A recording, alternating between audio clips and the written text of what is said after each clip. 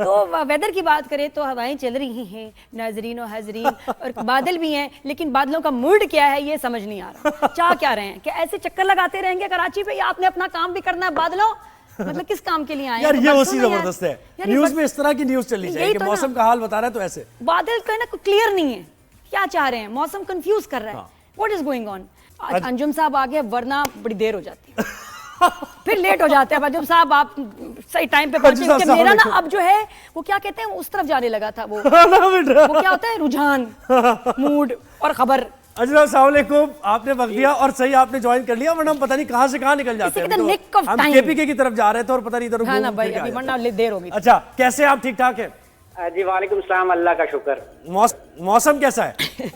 मौसम कराची की बात करें तो मैं तो यही कहूंगा कि सुहाना मौसम है। बादल मौजूद हैं, टेम्परेचर भी कुछ ज्यादा नहीं जा रहे, लेकिन समंदरी हवाओं की वजह से ह्यूमिडिटी थोड़ी सी ज्यादा है, जिसकी वजह से जब हवा नहीं चलती तो थोड़ी सी आपको गर्मी फील होती है। अदरवाइज आने वाले दिनों में तकरीबन मौसम ऐसा ही रहेगा। टेम्परेचर रेंज जो है वो 34 से 37 तक ही रहने की तवक्को है, और इस दौरान समुद्री हवाएं कराची में बहाल रहेंगी। कभी कभी बादल, कभी कभी खाली आसमान, ताहम फिर वही बात के बारिश का कोई इम्कान नहीं करा। वो देख, बस वही बादलों की ना छेड़छाड़ी, आपको ना ऐसे तंज करके करके निकल जाएंगे बादल। बरसने वाले नहीं है ये, गरजेंगे भी नहीं, ऐसे ही बस ये गरजने वाले हैं ना ये बरसने वाले हैं, ये सिर्फ थोड़ी सी खुशी देने वाले हैं। सर मैं आपसे एक बहुत मैं टेक्निकल सवाल करना चाह रही हूँ कि क्या बादल पंजाब से आते आते यहाँ उनका पानी खत्म हो जाता है, ड्राई हो जाते हैं बादल, ये बरसते क्यों नहीं है कराची पहुंच के? यहाँ पे मैं आपको एक बात और बताता चलूं कि कराची में जो बारिश होती है उसमें पंजाब से बादल नहीं आते। बादल जो हैं वो समंदर से ही बनते हैं, समंदर के ही पानी से बनते हैं।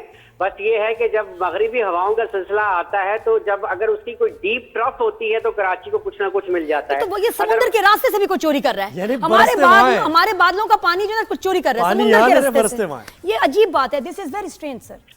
बिल्कुल ऐसे ही है ना। जब बादल आए, बादल का काम क्या, हमने बचपन से यही देखे ना, बादल की हर एक काम बंदे की ड्यूटी है। बादल का काम है बरसना, बारिश लेके आना। हमारे बादल हैं वो जोक कर रहे हैं। देखें, अगर आप थोड़ा सा इंडिया की तरफ जाएं तो जो मुंबई का एरिया है उसके वेस्टर्न घाट कहलाते हैं, वहां पर जो है ना कुछ माउंटेनिंग रेंज है। अगर लाइक वाइज ये ही माउंटेनिंग रेंज कराची में गुलशन हदीद के आसपास होती है तो कराची में रोज बारिश होती है। सर ये आपने बड़ी आपने अजीब मिसाल दे दी ना। आप इंडिया जाके देखें, मैं गई तो मिसाइल के बगैर तो नहीं जाऊंगी। कैसे जाएगी? मैं गई तो मिसाइल लेके जाऊंगी। अच्छा सुने, आपने बड़ी अंजुम साहब पूरे मुल्क का भी जरा बता दें। सर ये ना भूलें कि अभी हमारे जज्बात क्या देखें जी, मिसाल देते हुए भी ख्याल करें, एहतियात करें। जी, पूरे मुल्क की अगर हम बात करते हैं तो इस मई के महीने में कुछ अनयूजुअल बारिश हुई, और अगर हम मई की बात करते हैं तो मई में पाकिस्तान में तकरीबन 90% जो है रेनफॉल अबव जा रही है। और अगर हम सिंध की बात करें तो सिंध में तो बहुत अच्छी बारिश हो गई एज इन कंपैरिजन ऑफ मई।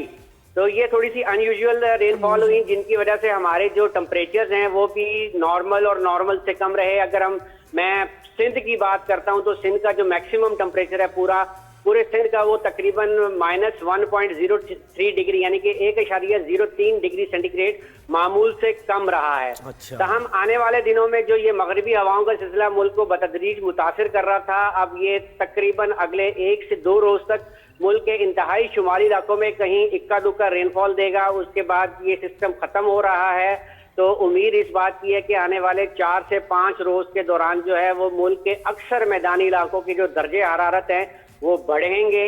और इस बात की भी तवक्को है कि सिंध के कुछ इलाकों में टेम्परेचर दोबारा 49 और उसके आसपास पहुंच जाएगा। ताहम 18 या 19 तारीख से एक और शॉर्ट टर्म की जो है वो वेस्टर्ली या बारिश बरसाने वाला सिलसिला मुल्क के इंतहाई शुमाली इलाकों को मुतासिर करेगा, जिसके बाद टेम्परेचर में एक दफा फिर सब्सिडेंस होगी। सही है, क्या बात है। पहले आपने हमारे ना सांस बंद कर दिया, शदीद डिप्रेशन का अटैक हुआ, लेकिन उसके बाद को थोड़ी सी जो है ना जरा सी उम्मीद भी दे दी, लेकिन ये फिर मैं ना ही रिलीफ दिया है हमें अंजुम भाई ने। उसके बाद थोड़ी सी खुशखबरी को सुनाई। बहुत शुक्रिया अंजुम भाई, बड़ी डिटेल में आपने बताया।